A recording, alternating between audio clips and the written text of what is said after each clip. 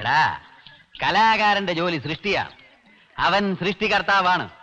സമൂഹത്തെ അവന്റെ മുമ്പിൽ കൊണ്ടുവരണം. മുതലാളിമാരെ കൊണ്ട് അവന്റെ കാല് പിടിപ്പിക്കണം. വയലിൻ ഗോപാലകൃഷ്ണന്റെ വയലിൻ വായിക്കാൻ അറിയാവുന്ന മകൻ വേണുഗോപാലനാണ് നീ. വിൽക്കണം നിന്റെ സംഗീതത്തെ. വിൽക്കാം. എത്ര കിലോ വേണം സാറിന്? തമാശയല്ലേ വേണു, കുട്ടി പറഞ്ഞാലും കാര്യമുണ്ട്. നിന്റെ അച്ഛൻ വലിയ വയലിനിസ്റ്റ് ആയതുകൊണ്ടല്ലേ വയലിൻ ഗോപാലകൃഷ്ണൻ എന്ന പേര് കിട്ടിയത്. ഒരുപാട് പേരെ വയലിൻ വായിച്ച് രസിപ്പിച്ച വലിയ കലാകാരൻ. പക്ഷെ വില പറയാൻ അറിയില്ലായിരുന്നു. നീ വില പറഞ്ഞു വാങ്ങണം. അതൊന്നും വയ്യ എനിക്ക്. സരിഗമേ തുടങ്ങണ്ട, നേരിട്ട് വാതാപി പിടിച്ച് വീഴ്ത്തിട്ടോ.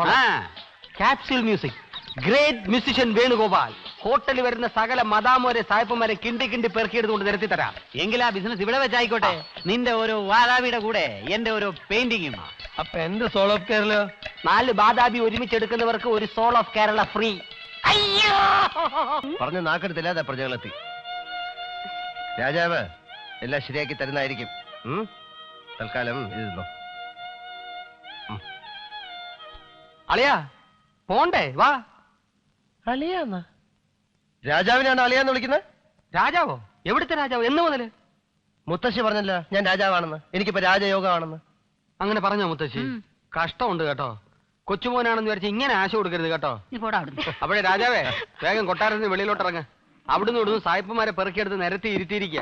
ഇനിയും വൈകിയാലേ അവർ ഇംഗ്ലീഷ് ബഹളം ഉണ്ടാക്കും. ഞാനത് കഴിച്ചു തീർക്കാം. ഞാൻ സഹായിക്കാം.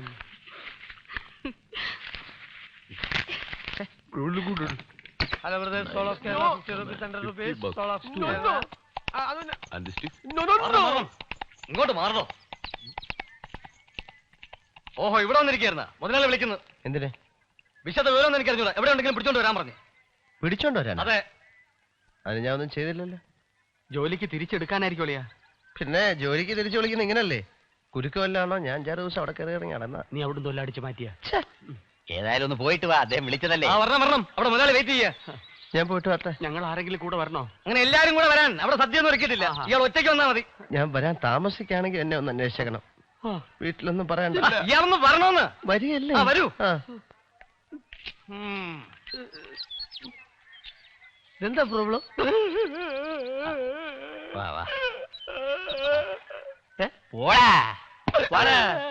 ഇത് ലോട്ടറി തന്നെ, സംശയമില്ല. നിന്റെ തലവര തെളിഞ്ഞു.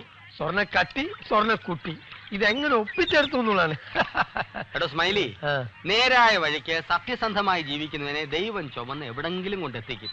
കാട്ടുവേരി കളറടിച്ച് soul of Kerala, soul of India എന്നൊക്കെ പറഞ്ഞ് സായിപ്പന്മാരെ പറ്റിക്കുന്ന തന്നെ പോലുള്ളവരെ ദൈവം ചുമന്ന് അന്ധകാര കുഴി കൊണ്ടാക്കും. എടോ, ശുദ്ധമായ സംഗീതമാണ് വേണുവിനെ ഈ നിലയിൽ എത്തിച്ചത്. ഇവൻ വയലിനിൽ വാതാപി എന്ന് പിടിച്ചതും ആ കൊച്ചു വീണു. പിന്നെ അവൾ ഒരൊറ്റ പിടി ഇവൻ മതിയെന്ന്. അതോടെ തന്ത വീണു. That's end of the news.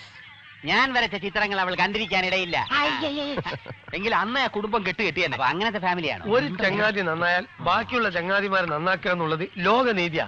നീ അത് ചെയ്യില്ല കൂട്ടാ? ചെയ്യാം. പക്ഷെ ഈ ആക്രത്തരൊക്കെ കളഞ്ഞ് അന്തസ്സായിട്ട് നിന്നാ എല്ലാവർക്കും വേണ്ടി എന്തെങ്കിലുമൊക്കെ ചെയ്യാം. കേട്ടല്ലോ? നിന്നോടും കൂടിയായി പറഞ്ഞത്. നിന്റെ ഈ ഊശാന്താടി, ഈ വൃത്തികെട്ട ജുബയും ആ കൂറ സഞ്ചിയും കളഞ്ഞ് വൃത്തിയായിട്ട് നടക്കണം. അപ്പൊ എന്റെ കല, നിന്റെ കൊല ആദ്യം ഇത് കള. നിന്റെ വീട്ടിൽ കാറ്.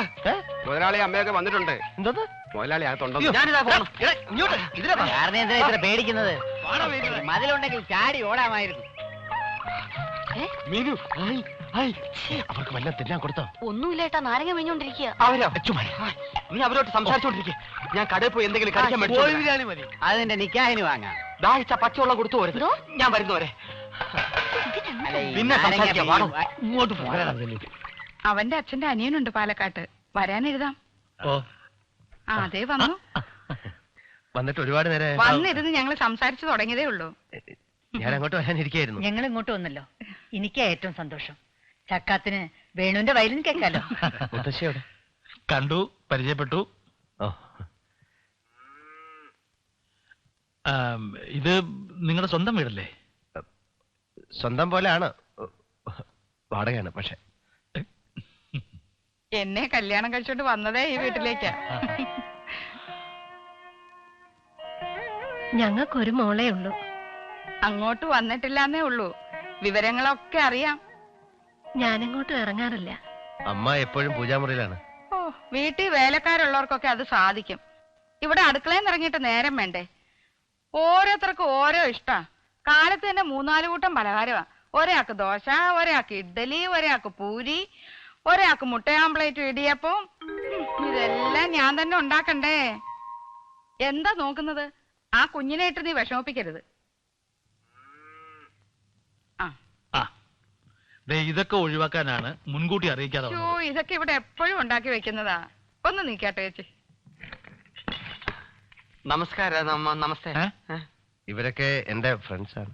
ഞാൻ തകരപ്പറമ്പിൽ ഉണ്ണികൃഷ്ണൻ, ഊട്ടി ഗേറ്റ് ഇന്റർനാഷണൽ റിസപ്ഷനിസ്റ്റാ. ഇത് ഇസ്മായിൽ. ഞാൻ Smiley. I am soul of Kerala. ഇത് മിസ്റ്റർ കുട്ടി. ആർട്ടിസ്റ്റാ. മുഴുവൻ പേര് NN കുട്ടി. പണ്ട് നന്നാവാൻ വേണ്ടി നാടുവിട്ട കുട്ടിയാ. ഇപ്പൊ നശിച്ച് നാറാണക്കല്ലായ കുട്ടിയായി. അതാണ് NN കുട്ടി. വെൽക്കം ടു കിങ്സ് അടുക്കള. Come on come on.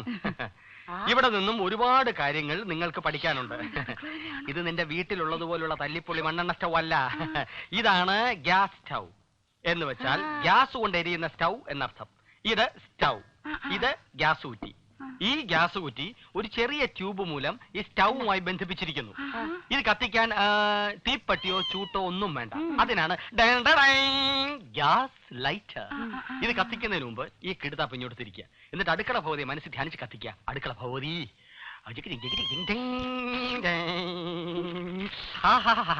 എന്ത് നല്ല തീ.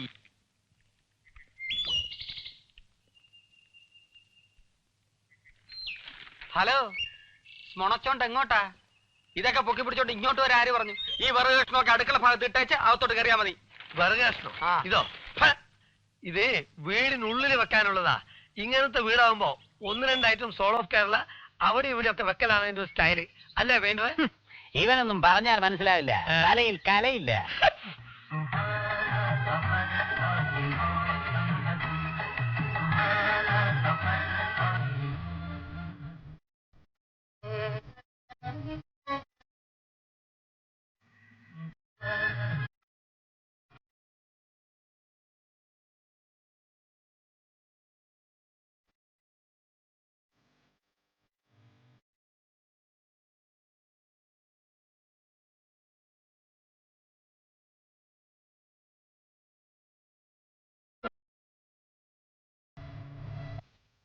उन्हीं मेरा दोस्त तो किधर गया? आलमना, हमारे उद्यान पर वो बेंच है ना, हाँ, वहाँ बैठकर फूल और पत्थर के साथ हवा काटे हैं। उस समय दोनों जंगल वेर के साथ आया था. अच्छा अच्छा अच्छा. അല്ലെ ഈ കുപ്പായപ്പതിന് വേണ്ടി തുന്നിയതാ? കേട്ടില്ലേ ദിലീപ് കുമാറെ? കുപ്പായം ചൊറിയില്ലേ നിനക്ക് ഇതിട്ടിട്ട്? ചൊറിച്ചിൽ. ഇവന് വട്ടായി. നിനക്കും. उन्हीं मेरा दोस्त. हाँ जी. ये हमारा दरबार है. इस दरबार में आने वाला दिखो. अंदर आना मना है. ആന മനെ തന്നെ ഇരിക്കട്ടെ. നീ പോയി കുറച്ച് മണൽ വെച്ചിട്ടൂടെ? അല്ല മോനെ കുട്ടപ്പ, ഇവിടെ ഇവിടെ ബാറ് ഈ സ്മോള് വെള്ളം വേറെ. ദാ ഈ പെയിന്റിങ്ങൾ നിന്റെ മുറിയിൽ എവിടെയെങ്കിലും വെക്കാം. ഇത് സെക്കുലാർ പോവർട്ടി, ഇത് സെക്ഷൽ പോവർട്ടി. ഈ 2 ചിത്രങ്ങളും ഈ ദർബാർ ഹാളിന്റെ ദോണ്ടാ മൂല കൊണ്ട് കളഞ്ഞേര്. എന്റെ പെയിന്റിങ്ങൾ മൂലയിൽ കളയാൻ മാത്രം നീ വളർന്നിട്ടില്ലടാ. സ്മൈലി മേരാ ദോസ്ത്. 2 കൊട വാങ്ങണം. എന്തിന്? ഇത് ചോരുന്ന കൊട്ടാരമല്ല. അതിനല്ല, നിനക്കൊക്കെ അർദ്ധരാത്രി പിടിക്കാൻ ആൽപ്പന്മാർ. ഇവന്മാരെ 2 പേരെ ഇമ്മീഡിയറ്റ് ആയിട്ട് ഇവിടുന്ന് ഷിഫ്റ്റ് ചെയ്ത് ഡൈനിങ് റൂമിൽ കൊണ്ട് സാമ്പാറും ചോറും കൊടുത്തു വിട്ടേ. പാവം. അപ്പൊ എന്റെ ഈ കല തേങ്ങാ കൊല വലമൊന്ന് കഴിക്കും. പോ പോ.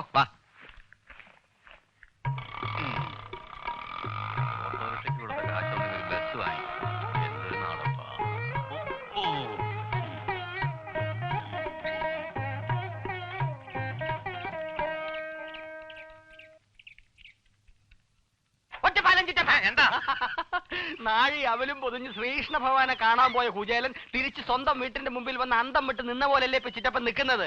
ഇത് നമ്മുടെ വീട് തന്നെയാണ് ചിറ്റപ്പ. ധൈര്യമായിട്ട് അകത്ത് പോണം.